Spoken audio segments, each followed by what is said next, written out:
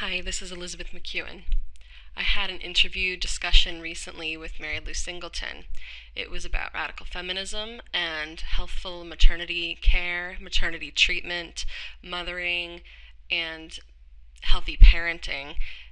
Unfortunately, due to technical difficulties, my half was not present in the recording. Luckily, Mary Lou's half was, and she had a lot of really interesting and important things to say. So I'm happy to be able to share that with you.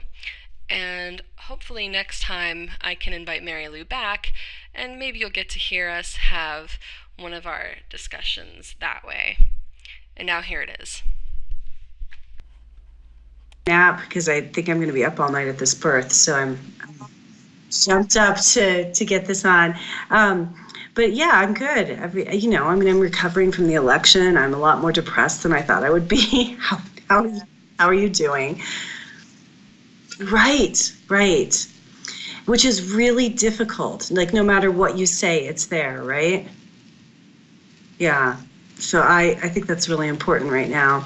And it's not like I wasn't depressed about the state of the world before this happened. So I'm trying to view it just as like a progression of the apocalypse. Oh, likewise, Elizabeth. Thank you. I'm honored, and I feel the same way about you. Let's do it that way. Right. I really wish there were more critique of the medical industrial complex among radical feminists. I think that there's so much personal trauma held in the bodies of the majority of women in our culture. And I think that that trauma prevents a lot of women from exploring our relationship with industrial medicine and authoritarian male medicine.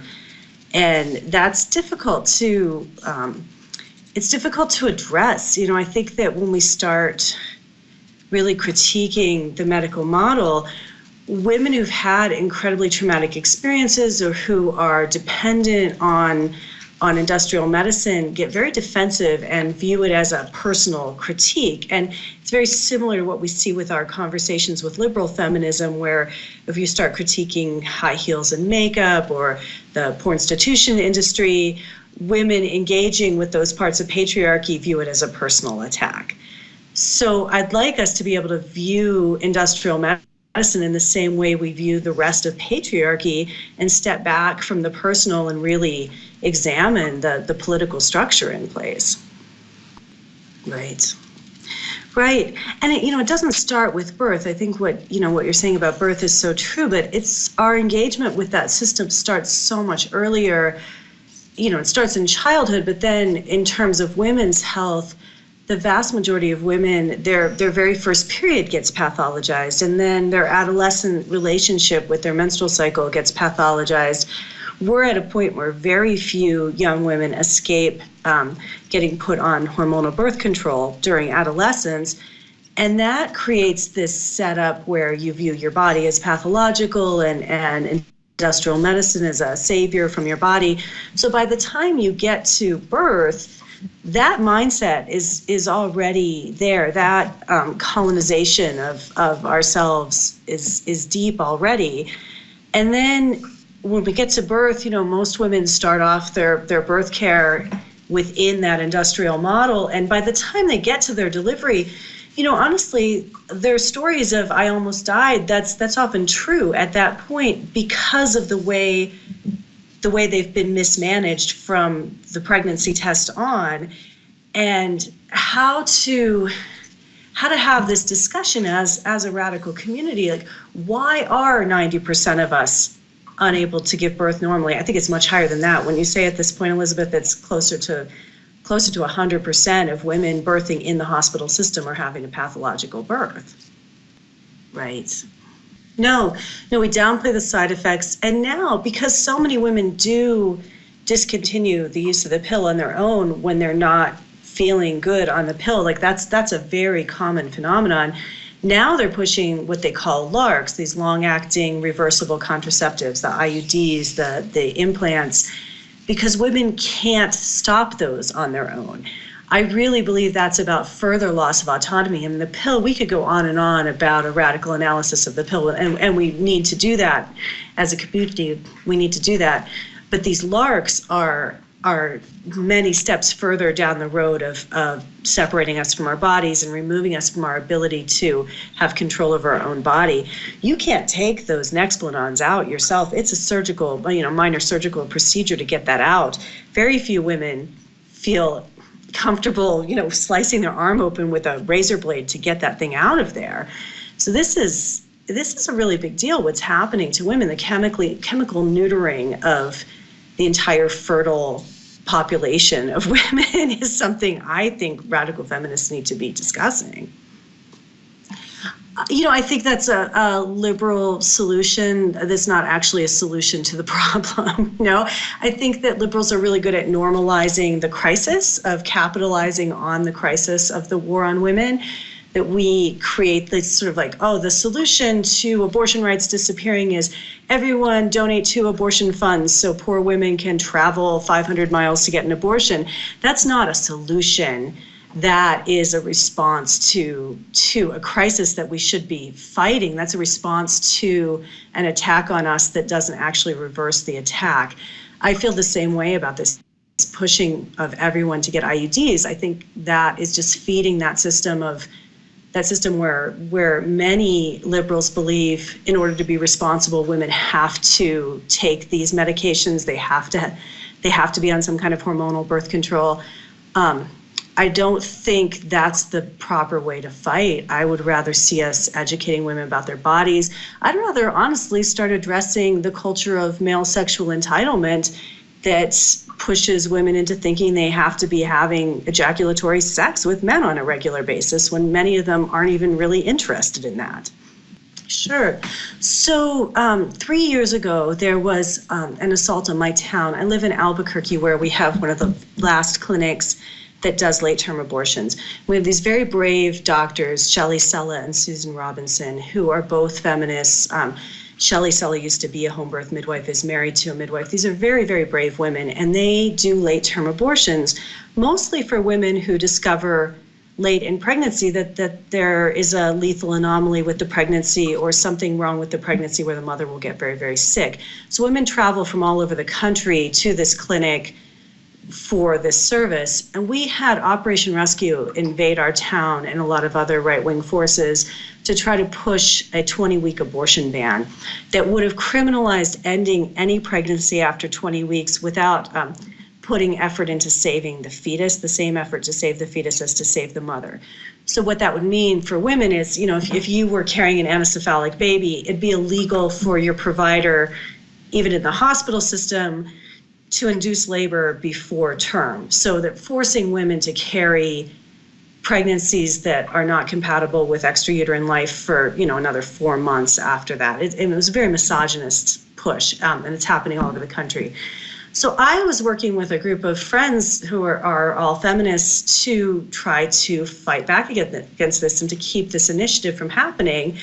And we were organizing on our own, and a lot of what we were doing, we got this incredible pushback from local Planned Parenthood and from our local funded pro-choice organizations. They called themselves the Coalition for Reproductive Rights, I believe. They call Trust Albuquerque Women was their name during this push. And Planned Parenthood sent what we started realizing were spies to all of our meetings to try to police our language, to tell us how we could talk about abortion. The Planned Parenthood representative would tell us, don't use the word abortion. You say difficult choice. Don't even mention abortion when you're trying to fight this abortion ban. And up until this point, I had always thought I was on the same side as Planned Parenthood. So then we organized a rally on our own because we didn't feel that the local coalition was fighting a winning fight. We wanted to take this into our own hands as women of Albuquerque. And that's where I met the women of Stop Patriarchy, the people, the activists of Stop Patriarchy, and seeing Planned Parenthood's reaction to Stop Patriarchy, where we were told you can't engage with them, they're too radical, they'll make us lose. I just started seeing this other dynamic, and being involved with Stop Patriarchy, I met Carol Downer and I met Merle Hoffman. I met these women who had been involved in the fight for abortion rights since before Roe versus Wade. And I also met independent abortion clinic owners and heard story after story of how Planned Parenthood has worked for decades to stop the feminist women's health movement from having our own locally controlled feminist women's health centers where we have women's health in women's hands. And I believe Planned Parenthood is not a feminist institution. I think that they're a patriarchal authoritarian institution that happens to provide abortions and birth control. That's absolutely true. And they're riding the cash cow of medical transgenderism right now too. And many Planned Parenthood clinics are now gender transition clinics. They're training their providers in this incredibly lucrative medicalization of gender that's happening, where young people and people of all generations are being sold this idea that you can opt out of being a member of the oppressed sex class and go get testosterone and change your, they're selling the idea you can change your sex, which you and I know you can't do, but you can change, your gender presentation. So they're making money off gender, and they are also erasing women from the language of female reproduction.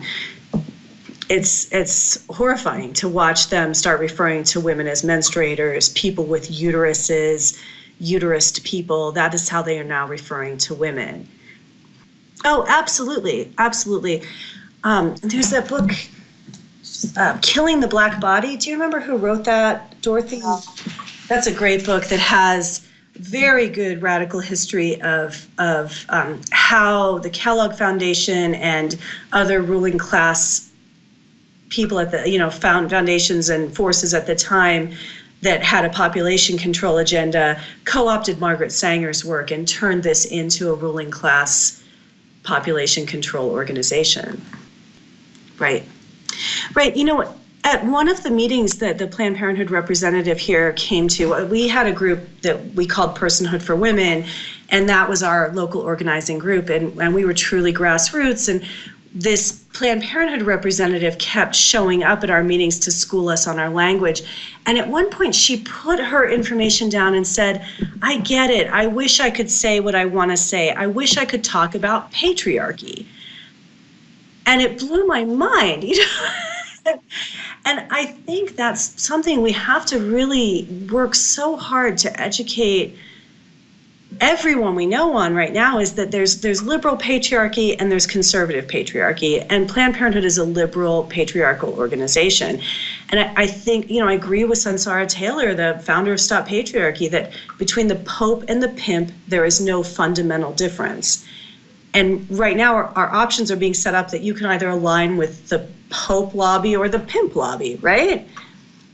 And I think Planned Parenthood is very invested in making women sexually accessible to men. Sure. The Midwives Alliance of North America, which started as the grassroots organization for the home birth, the liberated birth movement. It started off as the grassroots organization to represent midwifery as a social movement, not as a profession, and now has become professionalized. The Midwives Alliance of North America 2 years ago changed its language in its core competency document to erase the word woman and replace it with pregnant individual and birthing parent in order to satisfy, they said, in order to be inclusive of people of all gender identities.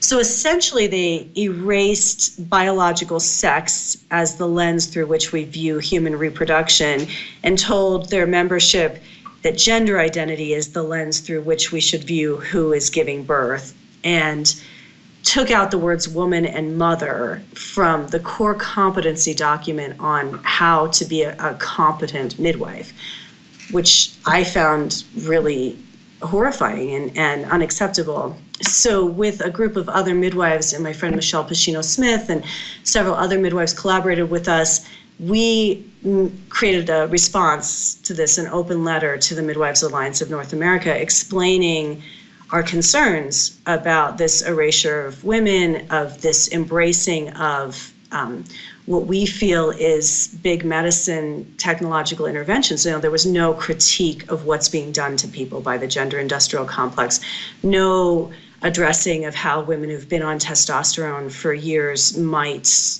have riskier pregnancies and births, and is that even within the scope of practice of home birth midwifery? Is that still normal birth? And we published this open letter and called for signers, and we got many, hundreds of signers, many of whom were prominent midwifery activists. Susan Hodges, who's the founder of Citizens for Midwifery, Guji Cook, a powerful Indigenous midwife, Ina May Gaskin, who wrote Spiritual Midwifery, who many people believe is one of the mothers of the modern home birth movement in the United States, signed our letter in support. MANA has never responded to our concerns. They have never given us an official response. Their response was to ignore us and to really promote gender ideology even harder. I know. It's heartbreaking. I really counted on the radical birth community to not go insane. I counted on them to maintain an understanding that only female members of a sexually dimorphic species give birth. And this is crazy. And this particular disconnection from biology is so disturbing to watch. It's really upsetting on so many levels to watch people buy into this, which it feels like a new religion or a new form of patriarchy, a new ideological twist of patriarchy, and watching it take root in our culture is so disturbing. And just seeing, when people promote genderism, it's very disheartening to see all of these people that you thought you had common ground with, that you really thought you were working toward women's liberation with, watching them embrace this belief in sexism, really, isn't it? This belief that there are these innate male and female soul essences, and that male and female really is nothing but this set of sexual stereotypes, and which one you identify with is which one you are, and also this hatred of the body that comes with it, and this complete disconnection from life, as we're at this critical place as a culture where, the whole systems of biology are unraveling all around us. We absolutely need to be going in the other direction. Oh, absolutely. It's being marketed so hard to us. And I think that, it's the liberal propaganda machine is just as insidious as the conservative propaganda machine. And liberals have this idea that they're the smart ones, right? And that has been spun in a way that they'll believe anything that's fed to them, as long as it's posited as being diametrically opposed to what those stupid conservatives believe. And this particular issue is the one where I really see that. It's like, wow, you really think it through, folks, think it through. The way this robs us of our ability to discuss what patriarchy is so insidious. Like, we can't stop fighting this, even though it seems like we keep getting, transjacked. We keep getting like sidetracked from the real issues. This is the core of the real issue. Like, this is the real issue of, male people are oppressing female people because of our ability to create life. That is patriarchy. When power and property are owned by men and passed through male heirs, female bodies have to be owned and policed and controlled, because we are the means of production. I think commercial surrogacy is child trafficking and also trafficking of women's bodies. I'm pretty horrified at the growth of the global surrogacy industry. I'm not. I think it falls under the umbrella of prostitution, of selling people's bodies. It's another place where people can't apply any analysis. Like, why is it illegal for a single mother with an unplanned pregnancy to sell her baby for $50,000, but if she signs a contract with rich people before conception, she can sell her baby for $50,000? Right. And I don't know if I have the answers to that. I've been in the birth world for, since I was a very young adult, and it's such a divisive area. When you bring it up, it triggers women on such a deep level because everyone has so much body wounding. But we do need to talk about it. What's happening to women in birth is horrific, and I believe our birth practices are designed by patriarchy to destroy female fierceness, to destroy that awakening that you and I know happens in an undisturbed birth, that power that rises up. Like, you're a different creature on the other side of that, right? Like, there's no, right. Yeah, and I think of that, like, I have been present at so many amazing, incredible undisturbed births. I've birthed my own children in that way, and I know that in my body that I'm different after each of those experiences, that it woke up this fierceness in me. It woke up this understanding that there's nothing I can't do. It woke, yeah, right. I want to live in a world where the vast majority of the mothers are awakened in that way. Right. And then as this wakes up, how, I'm trying to think of how to even phrase this because I'm afraid of the backlash, but let's just talk about it. Let's just talk about the doula industrial complex. Let's talk about the pinkwashing around birth and selling women like the illusion of choice and empowerment, but they're still having the same kind of disempowering experience. We really have this whole natural quotes around that birth industry that's developing and growing up. I'm not speaking articulately because I'm afraid of the backlash of talking about that, Elizabeth. We have to talk about it, right? Right. I think that we really have to educate ourselves and each other and our sisters, our female communities, that birth is not something that happens to women. Birth is something women do. And that good childbirth education is all around educating this woman to understand that she is the one giving birth. And if she believes that a doula with her box of sniffy things and her giant ball and her rebozo techniques, if she believes any of that is going to help get the baby out, that is where we need to start. Because if you think something outside of you is going to help, it's not going to happen until that belief has been completely destroyed, right? Right. Right. Well, the entire system, again, I believe, is designed to prevent that fierceness and that empowerment from happening. We don't need to, engage in what could be considered horizontal hostility of getting into like the, natural birth TM movement. Let's look at what industrial birth looks like in this country. Let's look at what over 90% of women are getting for their birth. They discover, they figure out they're pregnant and they go in, they present themselves for prenatal care. They essentially hand themselves over to the authorities, right? And now it's standard of care to tell them you have to have a dating ultrasound because, and I've even heard nurse midwives say this, because women don't know when they conceived. So from the very beginning, you're told the authorities know more about your body than you do. Even if you present your calendars and you've been tracking and taking your temperature, they tell you evidence-based medicine says women don't know when they conceived. So you have to have a dating ultrasound. And then this is followed by a series of ultrasounds where the pregnancy is not real until we can see it on TV. We have to be able to see your baby on the computer screen and then it's real.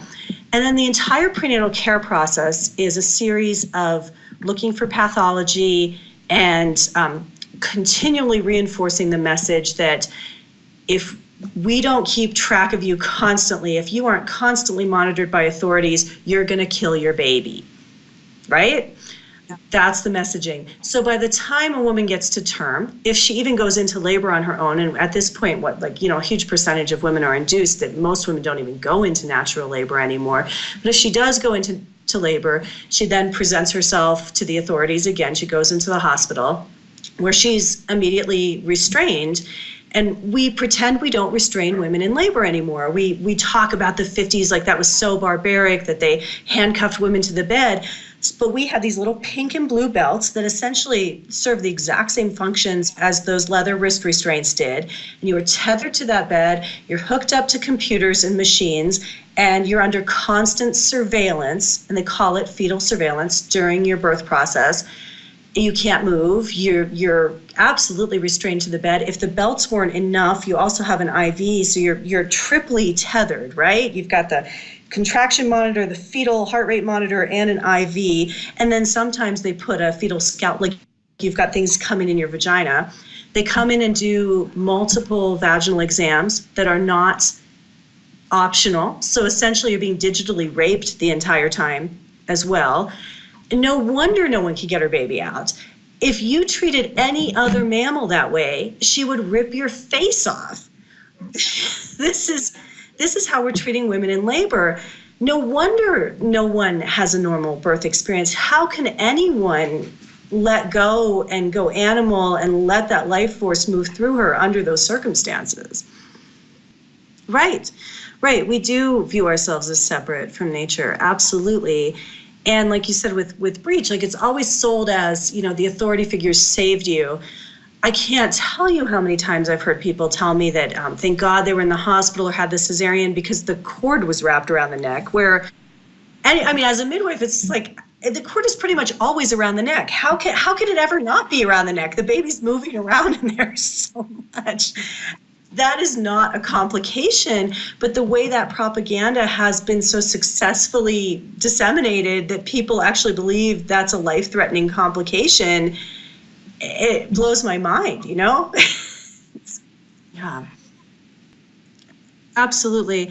And I really am, at this point, I believe we also have to call for a deprofessionalization of midwifery, that women own birth, and that this is not a profession. And that's a place where there's going to be some contention. And I'm not saying women shouldn't be paid for the work they do, but I think women should view birth as something that belongs to us and to our sisters. This is one of the reasons I no longer carry a midwifery license, is I no longer believe that professionalization is the answer. I actually think that's a way of handing midwifery back to the patriarchy. Right. No, and that's happening in a home birth midwifery situation is so heartbreaking. And usually when women have that story of being done to by midwives, it is because the midwives are placed in this adversarial relationship by the state with their clients, with the women. And also the midwives are viewing themselves as authority figures, not sisters helping sisters at a birth. Right. And that transference is something that's very hard to prevent.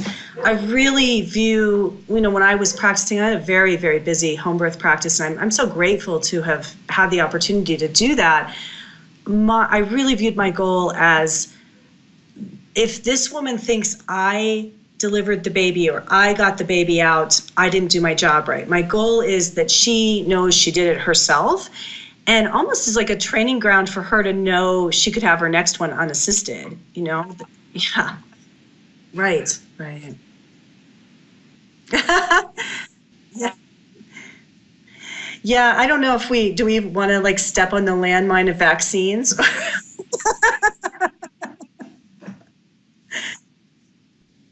It's a sacred cow, isn't it? It's another forbidden discourse. It reminds me very much of the gender issue that in the liberal world, you're not even allowed to question it. We have no discussion around forced vaccination.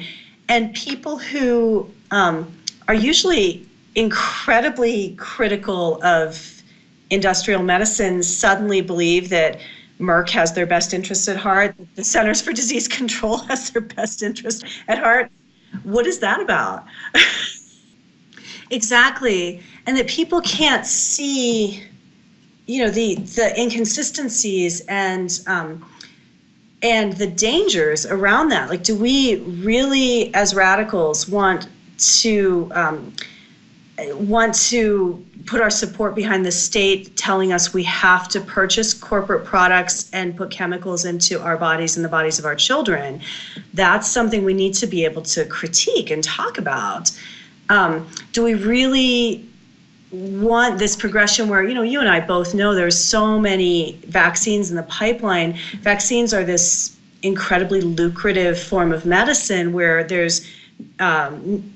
fast-tracked onto the market. It doesn't cost as much to test them, and there's no liability for the manufacturer, the distributor, or the administrator of them.